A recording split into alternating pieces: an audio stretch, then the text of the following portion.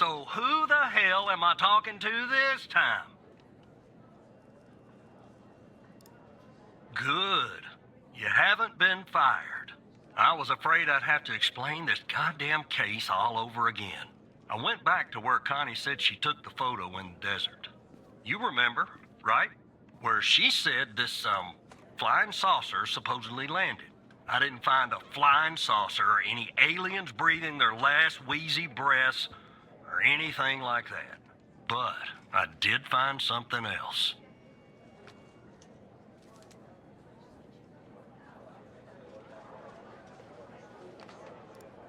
I found that too, Tanner. But no, that's not what I meant. I found stones. A bunch of stones lying there on the surface of the sand. I'm no geologist, but they look funny to me.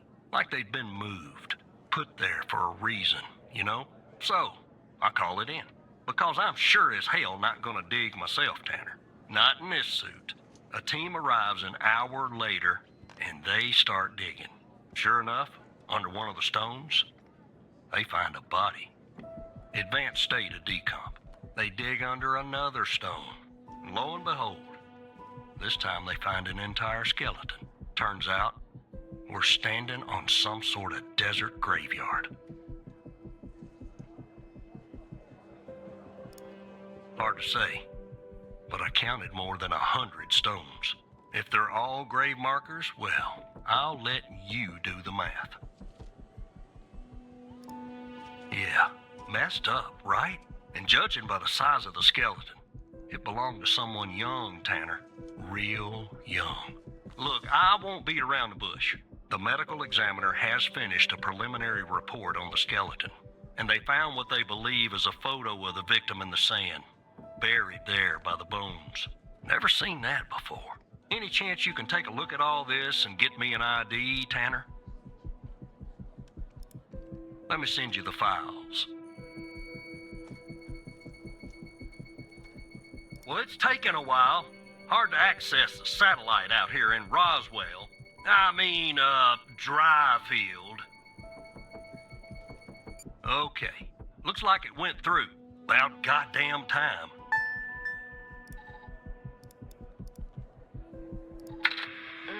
The skeleton appears to be female, estimated at 9 years of age. Starting the examination now. Initial observations show well-preserved and intact bones. No visible signs of trauma or damage. The subject is missing her left incisor. The rest of the dentition looks good. No decay or disease is present. Moving on. Here's something interesting. One of the metacarpal bones on her left hand, the metacarpal 3, has a slight curvature. You don't see that a lot. So, to summarize, the subject appears to have been a female, approximately 9 years of age, with a missing left incisor tooth and a slight curvature in the metacarpal 3 in her left hand. Based on the level of decomposition, the body appears to have been buried for approximately 6 to 8 months. Further testing and analysis is needed to determine the cause of death.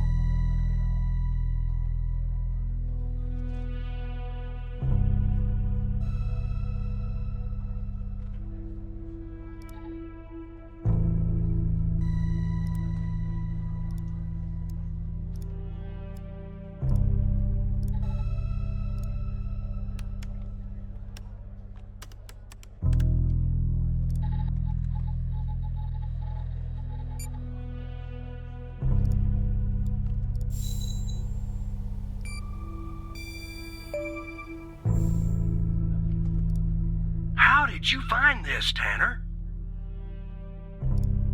Just when you think this case can't get any weirder, that's exactly what it does. But I need concrete proof it's her. Got anything else in your bag of tricks?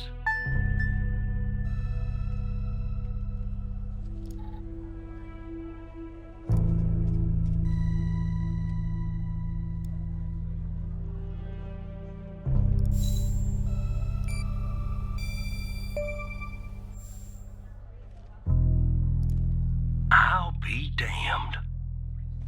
9 years old, Tanner. Breaks your goddamn heart. What the hell is going on out here? And what's the connection to Connie? Okay, the examiner has just finished processing the second body I was telling you about. The one in the advanced state of decay. Let's see here. Adult male, early 60s. Ah, they got an ID on him. Quentin Spence. Want to see if that name is on your magical list too?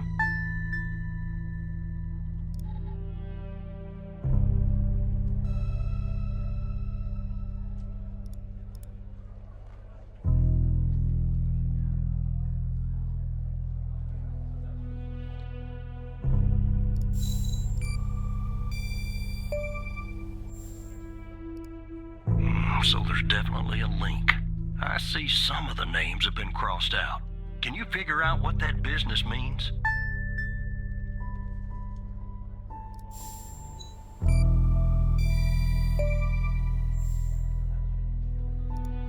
Looks to be about 100 names like that. That number matches the stones. God damn. And if I was a gambling man, I'd say the circled persons are still alive. Like our Connie. There's something else about Spence, Tanner. They found him buried in a lab coat with some, you're never gonna guess, floppy disk sewn into one of the pockets. Remember what I said about this case getting weirder and weirder? Now the second disk password protected. Open that second floppy disk and give me an address tied to Spence. Something I can look into. I'm getting a little restless with you doing all the work. The operator program. Oh, I'm sending everything your way.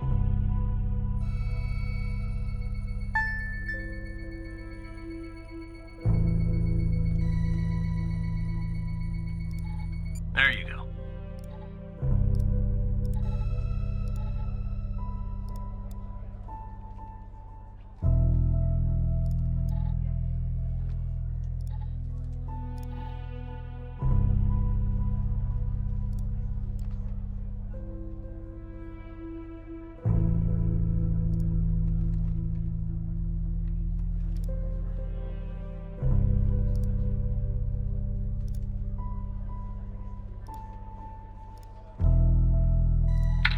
Autopsy report of a male, approximately late 50s, early 60s. Initial observations show no sign of trauma or blunt force injury, similar to the first remains found. The decedent appears to be wearing some kind of lab coat. Starting the external examination now. Excellent dentition. The decedent is wearing some kind of badge. Let me put this to the side. Abdomen seems healthy, with no signs of trauma or injuries. The lab coat seems to contain a hidden pocket. There's something inside. It's sewn shut. I'll open this with my scalpel. There. There appear to be 2 floppy disks inside the pocket. Strange. In my estimate, the body has been buried for approximately 2 to 3 months, based on the level of decomposition. At this point, the cause of death is uncertain. Further testing and analysis is needed, including toxicology reports, before I can provide a conclusive determination.